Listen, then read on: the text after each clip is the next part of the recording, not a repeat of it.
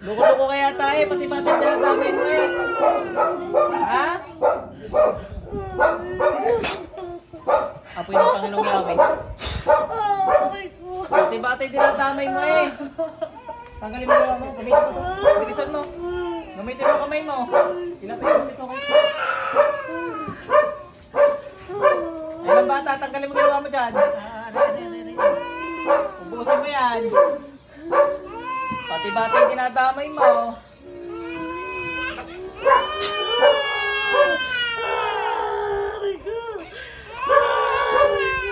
Pagbalang yata. Tawa rin.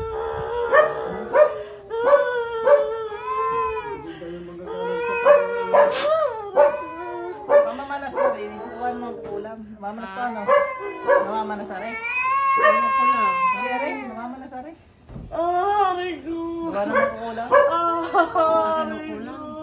Pati rin, dinadamay mo na. Papatay mo yung bata? Ha? Papatayin mo? Payat na ayaw mo patigilan? Apoy kidnap.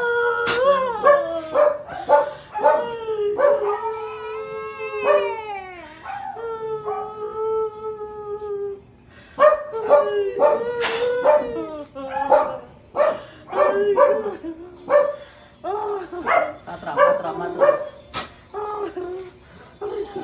Titigilan mo yung batang yan. Titigilan mo yan. Tsaka yung mag-inang yan. Bilisan mo lahat.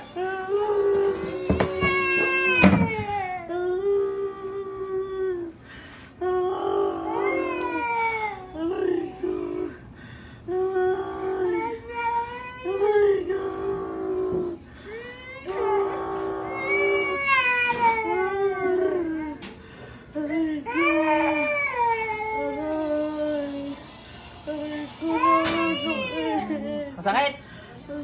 Uulit ka pa? Ay, uulit ka pa? Mangungulang ka pa? Taga saan ka mangungulang ka? Taga saan ka? Pag hindi ka sumagot, masasaktan ka ha? Ha? Ganito maramdaman pag di ka masumagot. Mag-intro binubuhan ko tayo sa susunod. Pigit. Huwag ka gumising. Pasok.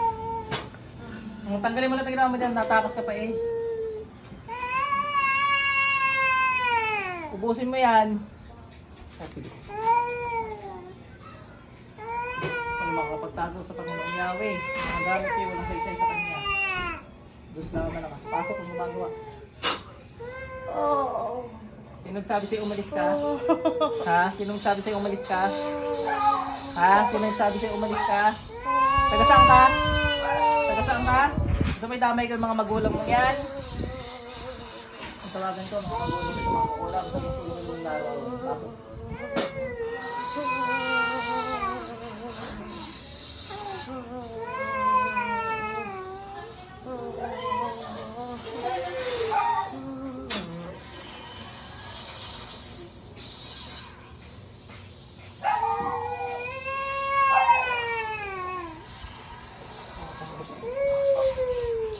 Patayin mo lang natin. Pagod ang pagkakas.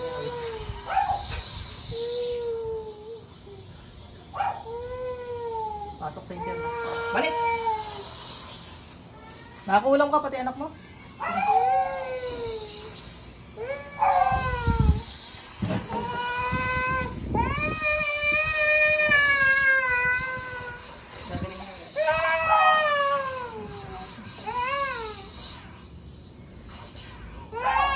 Kamusta pakaramdam mo? Gumaan?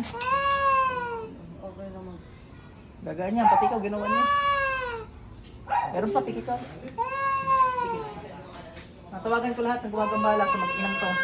Pasok.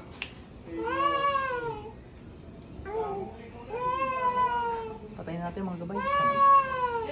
Sa mga ng mga Evangheli. Si Tatang Hilis. Si Rapines.